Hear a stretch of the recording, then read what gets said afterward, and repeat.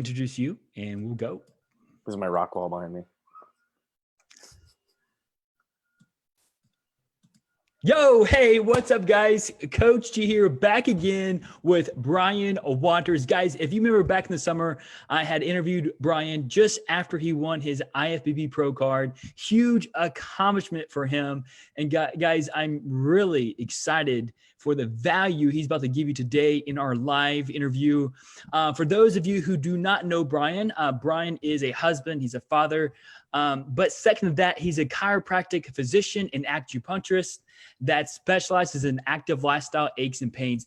Guys, Brian has been a strength coach for almost 15 years, and he's known around the nation for active release techniques in the NFL and other pro sports. So this is the guy you go to ask questions, to get help. One of the really cool things is that Brian is local to Indianapolis. So I know most of everyone here is in Indianapolis or surrounding areas. So today, we come to give you a ton of value to the questions you've asked. But hey, Brian, I just want to kind of bring you in here now. How's your day been going, my man?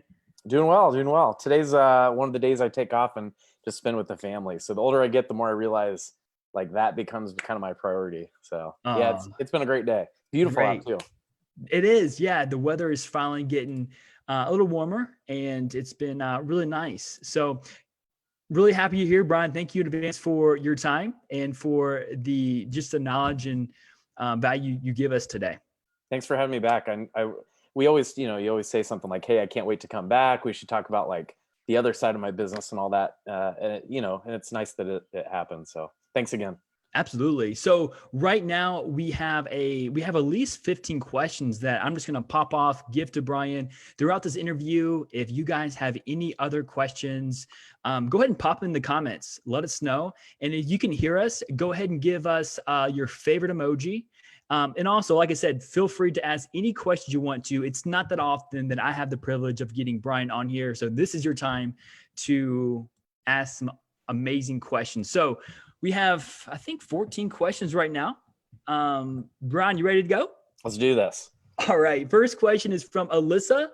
Alyssa asks, will you ask if chiropractic help will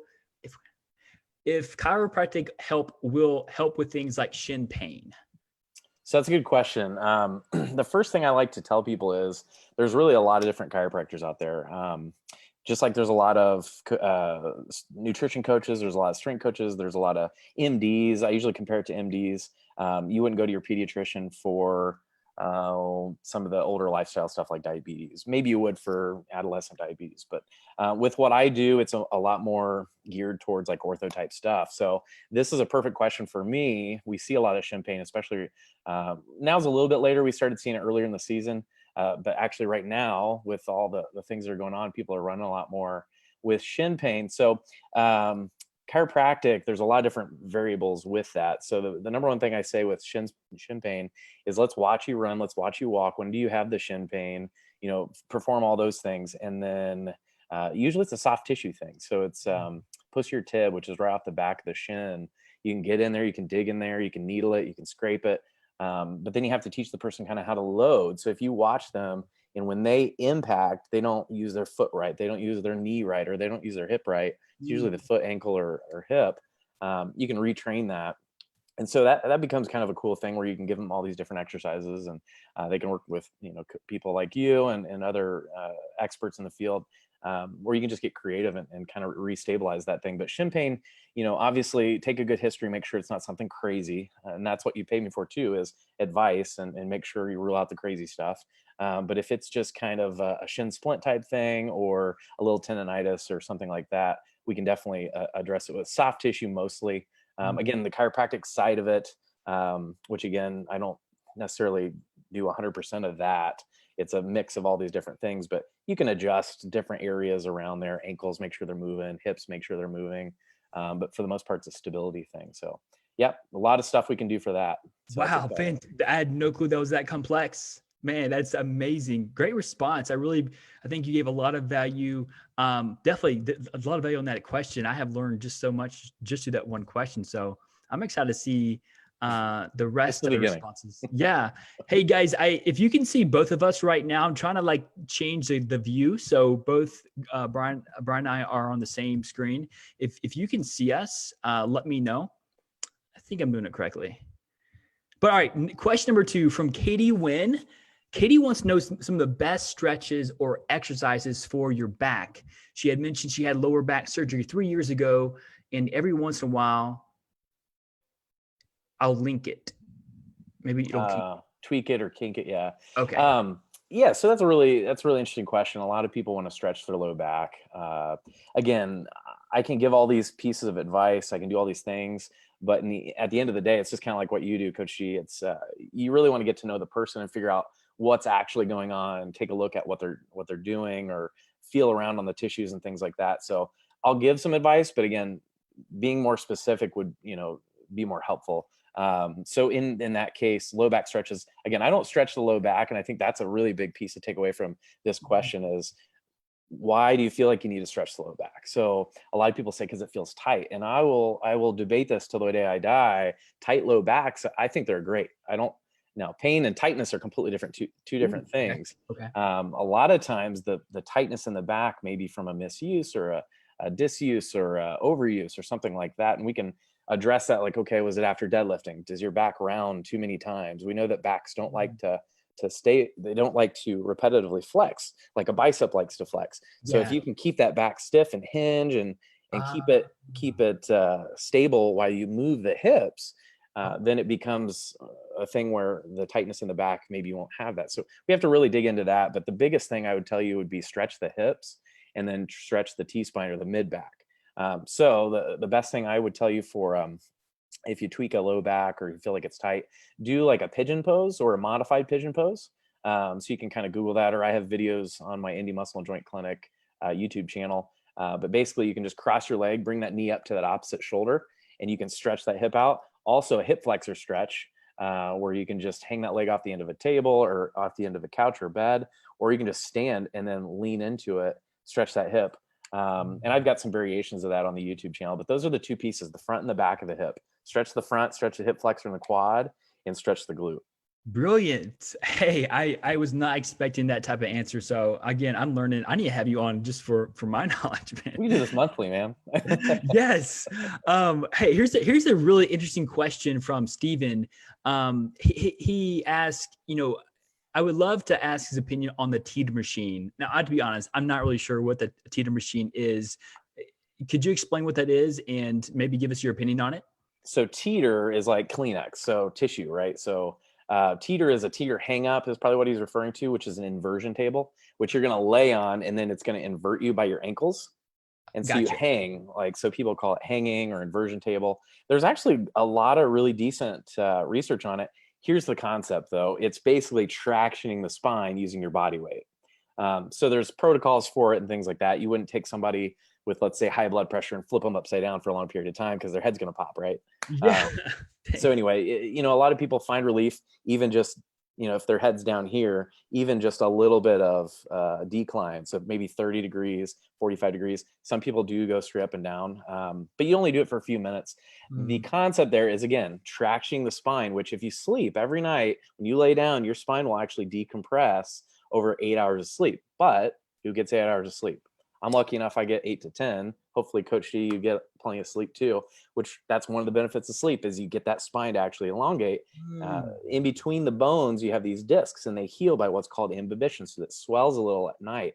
That's why in the morning you feel a little tight and maybe even taller is you're getting a little bit of this imbibition is what it's called. But the teeter hang up is supposed to do the same thing, which takes 8 hours of sleep to decompress the spine, or one of those, tables that you'll go to a PT and they'll yank you apart. Which is a traction table. But again, the teeter hang up is supposed to accelerate that. So you get some pretty decent results within 5 to 15 minutes or so. So I do like them. My first question though, when people say, hey, what would you buy one? I say, do you have any friends that have one? It's usually got some clothes on it out in the garage, borrow it. And if you really like it, ask to buy it from them for maybe $50. Because you can find them for $400 if you want brand new, but a lot of people, you can find them on Facebook Marketplace, things like that. Try them before, make sure it feels good. But at the end of the day, why do we feel like we need that? Mm. Do you have something that you've been told decompression works, or maybe you have stenosis? There's all these different cases where, yes, that would be a good option just to relieve some of the symptoms. So Mhm. as long as we know why we're using it, I think it's great. So, as a follow-up question, do you feel that the say 8 to 10 hours of sleep is sufficient for the benefit of that spine? Let's say if you're squatting maybe 3 times a week and you're loading your spine with resistance, do you think that would maybe increase the need for a type of machine like that? I wouldn't say it would increase the need, just because hopefully we're assuming that you're sleeping pretty well. Mm. Um, eh, it's a really good question. And actually I've heard that before. I would tell you that make sure you're getting enough sleep, because if you are loading the spine 3 times a week, it's probably more important for sleep for all these other recovery pieces. And you're going to get the benefit of that. Now, if you have some compressive stuff like history of disc issues or history of stenosis, and you've been down that road, maybe that is something that we would throw in there just to alleviate some of that compressive force. But Mm. if you're stabilizing correctly, that compressive force shouldn't be aggravating. And if you're Mhm. sleeping well, it should help too. Perfect. Awesome. Awesome. You So can are always buy stuff though. yeah, no Always doubt. something to buy. Here's another awesome question from Nico. She asks, "Is soft tissue work and cold laser treatment are they alike? Are they Right. So cold lasers, if anyone's not familiar, cold lasers, I think the theory there, it's basically like you've seen laser pointers. It's a higher powered version of that. And you've seen lasers in the news maybe for like fat loss or all these crazy things. But sometimes, so I don't have those in the office. I really like soft tissue work. I think the hands-on approach, actually touching the patient, there's a lot of good that comes from just that and being able to feel consistency of tissue and resistance and all these things. Um, but with the cold laser, it's supposed to speed up recovery. It gets kind of nerdy, and I kind of love it, but it speeds up recovery by increasing ATP production in the mitochondria and stuff like that Okay. inside the muscle cells. There's some decent research on it. I'm not into passive modalities for the most part, and Mm. that would be something where you just here's the tissue, you're just shining light on it. Which again, there's some decent research. It's a little different, I would tell you, than soft tissue work, but they're both effective. I know a lot of people that do really well with the cold laser treatments.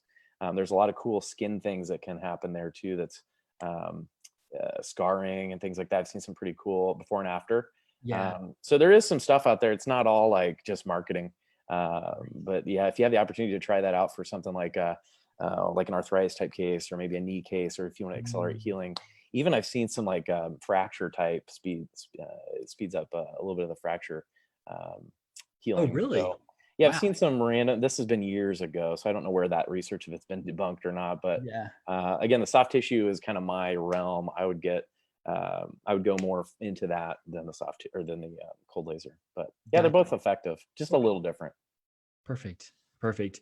And so, most of the people in our group are busy professionals working either from home, sitting down a lot, or working in their office desks. And so, again, we're kind of in that spot of even myself, sit most of the day. And so, Laura asked a great question for those who sit down a lot. Do you have any advice or help for those experiencing SI joint pain? Absolutely, yeah. So right off the bat, again, I'll say this one more time. We want to make sure that's what it is, right? So someone like me or a movement professional can kind of get to the detail of, is it the SI joint? What is it? But generally, if they have SI joint pain or pain around that area, SI is sacroiliac. So that's the sacrum, and then the ilium. It's basically this joint, and it's kind of cool because the sacrum gyrates. It actually spins kind of like this as you walk, and then iliums go back and forth. Right above that, you stack the spine. So a lot of times there is a lot of compression and pain there from maybe lack of movement or not as good of movement. I always say in front, above, and below. So we always want to address in front of the joint, which is the psoas or the hip flexor, which ding, ding, ding, if you're sitting a lot, that psoas is going to be shortened. So when you basically off balance pressure to that joint, it's going to be maybe a little achy or something like that. There's a lot of different things that go into it. So in front of hip flexor stretch is going to be my go-to for that. And that's either laying down on your stomach, lift your leg up, it's standing hip stretch, or again, laying it off the edge of a table, something like that, just stretching that hip flexor. Above would be like your erector spinae group. Make sure it's not repetitively flexing, like in a deadlift or something like that. And then below would be like glute, hamstring, piriformis, making sure all those types of things, make sure the glute and the hamstring are strong to balance out that hip flexor. A lot of times people that are sitting, you're going to have more activation on the front side. It's like somebody that walks around like this all day, does a lot of bicep curls, doesn't do the other side. So if we're sitting all day, we're practicing that position. And I'm not a big posture guy, but I'm a position person. So posture insinuates static. So yeah, if you're sitting, that's a sitting posture. I would recommend every hour you get up, walk around. And surprisingly enough, that actually just standing for 5 minutes every hour, if you have to sit, can help that psoas, which can in turn help the SI joint pain. Interesting. Wow, man, you're blowing me away by these responses. Seriously, if we can do this once a month, I think it'd be amazing. I'm game. Yes. Hey, here's another good question from Evelyn. She mentioned that Michael Phelps made this famous, but she asked, what does cupping actually do? That's a really good question. We're getting that less now than right when it first came out several years ago with Michael Phelps. But all I remember is when Michael Phelps had that, and you saw the octopus marks on him. The ortho in the Olympic team just freaked. He was like, "This is a bunch of baloney," and then it just hit. Everybody wanted it. So, a long story short, I do a little cupping. We actually, there's a lot of different techniques that use cups, and because the suction, the brain doesn't interpret the same as pressure. So we're used to pressure. We're used to pushing, right? So if you have something that hurts, you kind of rub it, right? But you don't really ever pull. You don't ever suction. That's not a normal day-to-day, like when you're out in the woods and you're living in the middle of nowhere, suction. Like where would you, besides just sucking on your arm, but that's not a common thing. So anyway, suction, basically it's tricking the brain. So a lot of times these cups will just interfere with the brain's interpretation of pain. So if you have, let's say Michael Phelps had some low back pain and they throw some suction cups on both sides of the cups and it bruises them. The number one reason why it actually works is it is covering up pain because it's a different sensation, but it's placebo. So it's actually, he's like, ooh, this has got to work because it looks cool. And but it's actually covering up pain in the brain a little bit because of a different type of mechanism of pressure versus suction. But it's actually placebo effect is really good. Now that I've said that, no one on here is going to have any more benefit from it. I never knew that. That is so fascinating. You'll hear a lot. There's a lot of acupuncture work with cupping, wet cupping, dry cupping. Okay. Dynamic cupping is what I use in the office. So you put it on, let's say, a shoulder, and you do a range of motion that hurts. And a lot of times that range of motion feels better because it's covering up pain. It's just like, it's like if your shoulder hurts and somebody hits you in the face, your shoulder doesn't hurt as much. So it's a similar, in my world, we started pulling and we called it yanking away pain. So if you had pain in your shoulder, you found a point and you pulled on it and you would do the range of motion and it would take away the pain. Same concept. Now people will bring up the fact that blood, they'll say, well, it brings blood to the tissue. You're right. However, bruising is not good. And even acupuncture and Chinese medicine that really originated cupping says stagnant blood is not good. So we don't want bruising. We don't want those crazy octopus things for very long because it's just sitting there. So a lot of times if I do cup, it's not more than a minute. A lot of people leave it on 15 minutes. If in that case, if someone came in and they have stagnant blood, I'll put kinesio tape in like a finger pattern over the top of it. It'll pull that skin away. It'll get that blood away. So typically if somebody does cup like that or they ask me to, just, hey, part of it's placebo. If they ask me to do it, I might do it. We'll put that tape on top of it after I wipe and I use cocoa butter too when I cup. But we'll put those pieces of kinesio tape on there and it helps get that blood out because I don't want those bruises there for very long, but it's good advertisement. Yeah, people love taking pictures of it, put it on social media and tell their friends. So it tricks the brain.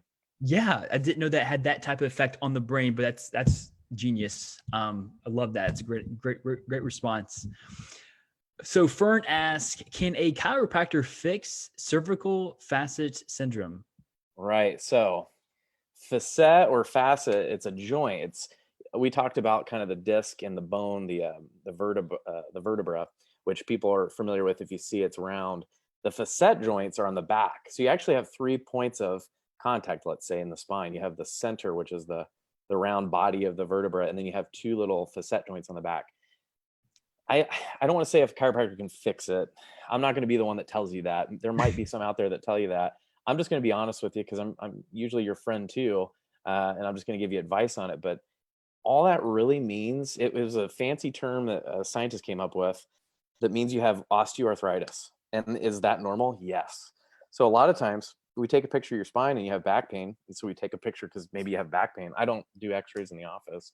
But if you do, you bring them in and it says on their cervical, or it actually was lumbar facet syndrome first. So in the low back, we saw that a lot more, especially with people that are hyperextended a lot. So if they have the sway back, because they're loading those posterior elements. So in that sense, I could help you with it because we could change the way you load. If you're more posterior anterior tilt, we could play around with tilt. We could play around with bracing in a different tilt. We could play around with balance from front to back and all those things. And yes, if you do adjust a joint that has that arthritis, it's just like if you have a finger that hurts and you pop up, it just popped. I just adjusted my finger, it just popped. That actually does supposedly cover up pain too, just like with the cupping. It's temporary. The research isn't really good on it. And that's why I really don't focus on the popping and adjusting, even though it feels good, people like it. So I would never say that we could fix it. I would just tell you, again, it comes down to getting to know the person, figure out, okay, what's painful? When do you have pain? And let's get to the bottom of it, and then come up with a strategy that's going to help us get there. But neck pain's 34% of people. I mean, you literally, it's a third of humans have neck pain. So if you took an x-ray, it's probably like 50% of people have osteoarthritis, either in their neck or lower back. So the arthritis doesn't really mean much. It's just it's a thing that says, hey, you've been on earth for maybe 50 years. But recently we found that 20-year-olds have it. 40% of 20-year-olds have arthritis. So it's not really a good indicator of anything. Yeah. And we know from research that the best way to address arthritis is movement. I'll tell you a really quick story and we can move on. Yeah. But I see this all the time, even recently, especially recently. Someone will retire and they'll come in 2 weeks after they retire and they've got hip pain. And so I move it around. I'm like, wow, this hip is really locked up. Doesn't move very well. I'm like, how long has this been going on? They said 2 weeks. I'm like, okay, well, let's say a week. How long, what was new 2 weeks ago? I retired 2 weeks ago. You've been sitting on your butt? Yeah. Well, what was it that you did? Well, I was a contractor. I was walking around a lot. We take an x-ray. I send it out for an x-ray. It's just completely destroyed. Well, that didn't happen in 2 weeks. So it's the movement over the last, this person's maybe 60, 65. The movement has covered up pain for 20, 30 years. That process has been happening. And then all of a sudden he stopped moving. There's no more of that movement. No more of that interference with the brain, basically covering up pain. Then that pain starts to happen. So what we know is if you have some kind of pain, we just have to get those things moving or stabilize that area around it the right way. And then the pain usually goes away. I see. And speaking on pain, Brian, we have another question asking about hip and joint pain. From what you do, what I guess what types of maybe advice or is from what you do, are you able to help alleviate hip and joint pain as well? And it's the same concept. I would even tell you, we're probably in the same boat as far as with diet and exercise, you can affect a hip quite a bit, decreasing inflammation, increasing movement. Absolutely. So my job is very similar. We want to decrease. Why is there inflammation? So I'm also getting to the bottom of it. Like, okay, there's inflammation. Why? Oh, maybe there's a diet thing. Let's send you to Coach G. Let's send you his team. They'll figure that out. But okay, what about movement? Okay, let's get it moving better. So yeah, absolutely. Any kind of joint in the body really is affected by muscles, and I can affect those muscles. I can affect the brain, and we can play with that. And I can at least teach things that people can do to kind of help alleviate their own pain. And then really just, it's all about strategy. It's all about, what do you need to be able to do? What is the issue? Is there a pain issue? And then what do you need to be able to do that you can't because of that? And just, hip joint. I think it was a good example, just what I just described with those people. What do you do with a patient that's got a joint that's completely destroyed? So sometimes you do have to get an x-ray and it's really degenerated. Well, first you try to get it moving again and get them more active. Hey, just go walk, walk for 10, 15 minutes, start somewhere. You've been sedentary for 2 weeks, or maybe with the quarantine type stuff, you've been sedentary for 6 to 8 weeks. Well, let's just get you walking again. Don't jump right into anything. I love that. We could talk. I have to give you the options. Yeah, you could go to the ortho and talk about hip replacements and things like that, but we're not even close. Let's get you moving again. Something similar to what you were doing before. So you can just address that with any joint in the body. Such great advice, guys. You walking, it sounds like it could be, I mean, as we even talk about in our group, walking is a great form of exercise. And now you've heard it from Brian, how it can even help you get moving again in some safe and simple ways to help some alleviate pain. So never take walking for advantage. It's definitely something that's super awesome. And guys, we have a few questions left. I see you commenting. If you have any questions for us, again, this is your time with Brian for this month. Hopefully we'll get some more months. Go ahead and comment below what questions you have, and I will add them to today's discussion. But you mentioned before, Brian, earlier that you're not. I think I don't want to quote you directly, but you're not a posture person, but a position specialist. Is that correct? How do Yeah. you? So what? Yeah. Sorry, were you gonna ask a question about that? Yeah. So we have a question. This one of our clients, Heather, she mentioned I have off the charts poor posture. Actually had a scan and my sway can't even register. How can chiropractic care help this? So this is a kind of a, I won't say loaded question, but um, in that situation, I would tell you in my office, tell me what you need to be able to do that you can't do. If you're pain free and you've got some crazy off the charts, whatever that means, um, and I say that lightly because a lot of chiropractors use that as a tool to get them to get that person in. Even if they don't have pain, they say, well, that looks bad. I'm not that guy. And I'm not telling you that that doesn't work for some people. That's another variation. It's just, there's lots of different coaches out there that do weight loss different ways. And not, they're not all maybe the way that we would want to do them. But I will tell you that my x-ray looks off the charts all up and down my entire body. Have I had pain? Every once in a while, and then I address it. But otherwise, I don't have pain. I don't really care what it looks like. So I would ask her, how do you feel? What do you not able to do, or what's uncomfortable? Is it something where it's a movement thing? Like, is she squatting or is she walking and it's hurting? Or does she feel, maybe it's a cosmetic thing? Maybe she's like, well, I don't like the way that it looks because it just is so exaggerated. There's movements that we can do to ease those curves. I mean, scoliosis, I had scoliosis growing up, and at no point was it anything I ever worried about because I just knew that things change. Your muscle actually controls those joints. Now there's variations of everything, right? Like if she really does have some crazy curves and I saw it and we talked and she had some pain, I mean, there's absolutely something we can talk about doing. But I'm just saying, generally, when you hear that, um, it's not as bad as we think. Gotcha. I see some really crazy x-rays, and those people, they got an x-ray because maybe they hurt a little bit in their hip and then their back looks crazy. And it's like, they don't have back pain. We're not going to worry about it right now because it's not an issue. And then we can talk about some things, that can alleviate those maybe tendencies of the, but anyway, I'm kind of going on a tangent. I think you want to look at the person in front of you. You want to see, is there an issue there, or is it just a picture, right? I So, always like how you lead with questions and you explore more before making a definite diagnosis or what you think is wrong. And you really from what you said, I can tell you're science based and that you love to teach your patients and clients, which is why I'm such a big fan of yours, and why you're so awesome at what you do. So that was Heather. So if I know she's on, I think she's well, listening to this. let me I link see. it to the posture thing real quick because I left that part out. So that picture she got, or that scan, she was in a certain posture, right? If we had her go walk around the block or take a lap, if you scan it again, it's going to look different, because I mean, it's movement, right? So Right. I can never take a picture of a person statically and tell them that's what's wrong with them based on static. So it's a hard thing to do because I'm not a static guy. We're not static people. We have to be forced into static positions sometimes, but is that our normal? So anyway. Right. Gotcha. And she just responded. She said, "Thank you so much for answering my question. I had crippling low back pain for decades. It's actually not too bad now, but there are days that it's pretty bad. And yes, it is cosmetic issues as well." So there's a lot of different things that you can address with that. If she wants to reach out to me either on Facebook, Instagram, we can chat about stuff. I can even just give her some tips. Make sure she's on the right path, doing exercises, things like that. At a certain range, it's always about balance. So if we can just balance front, back, side to side. Okay. So anyway. I love your YouTube channel and what you put on Instagram too. Is there any videos that maybe that she or anyone else here can go to watch to maybe learn more about these techniques that you're speaking of?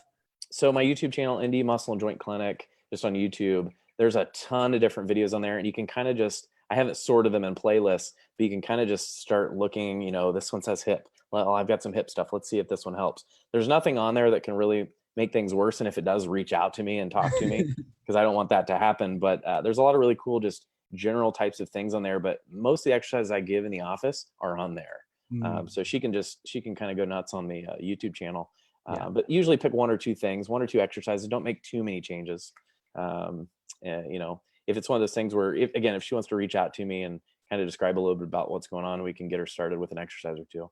Perfect. And before you go, I'd love to get your contact information for the team, just for your Instagram, Facebook, website, and also YouTube too. Like you're so education science based that you give out so much information that I think that we can definitely, even myself, of course, can benefit from. So don't worry, guys. We'll be getting his information before he heads out. But before we leave, we have a few more questions. And awesome, Heather. So Heather replied, thank you. I'd be happy to send you the 3D pic so you can get the actual picture. Heather, thank you for your question and just for being so responsive to our conversation. And I hope that I hope that his response helped a lot. So our next question comes from one of our other members. She asked, so basically, Brian, what's the scope of care for vertigo, if there is scope of care? Or she asked, is that more related to a lack of electrolytes if labs have ruled out an ear infection? Right. So that's a big one. There's actually physical therapists, and that's all they do is vertigo. So we have to get to the bottom of why vertigo is there. Vertigo, dizziness, right? I mean, that's for the most part, you feel kind of out of whack. That's something where I would get your medical doctor on board too. Like, I'm just part of your team. I'm not your go-to. I don't want to be that one person that you go to. I need Coach G. I need whoever. I need all the people to kind of help. And that's, at the end of the day, sometimes I can just be that assistance type person. I can just give advice for certain things. But vertigo, for instance, if somebody comes in and they're really dizzy, they could have that otolith thing. There's like these little bones in the ear, or these little hairs, in the ear, that can just kind of be in a weird. So there's these Apley's maneuvers. And I typically, if someone has vertigo, I will refer them to a really good physical therapist that's all they deal with. Because again, I'm a specialist in orthos type stuff. So as far as like joints, knees, ankles, backs, all that good stuff, vertigo is almost like could be a systemic issue, right? Mhm. Yes, we know that the infection might not be there, but is it something inner ear related? That's not my specialty. And I'm the first one that I'm going to be like, hey, that's not what I'm great at. There was a question I think I saw, because you tagged me in it, about belly fat or something like that. And it's like, Oh, that's not my realm. I'm going to go, hey, Coach G, what do you think? But my big thing was like, abs are made in the kitchen. They're not made from yeah. crunches. But anyway, so vertigo would be one of those things where I'm like, I'm not an expert. I can do some soft tissue in the suboccipital region, and I can do some temporalis, and I can do some masseter. We can do some acupuncture in the neck. We can do some really gentle things and see if that affects it. But if this person says anything about nausea, vomiting, loss of consciousness, there's a lot of different things. Sometimes I'm just the gatekeeper to send them to the right person outside of me. So I would say vertigo, yes and no. A lot of chiropractors think they can help, and that's great if they can. But if you came in and we treated it 2 or 3 times, it didn't go away, I'd say there's a really good PT down the road this is what they do. Awesome. Fantastic.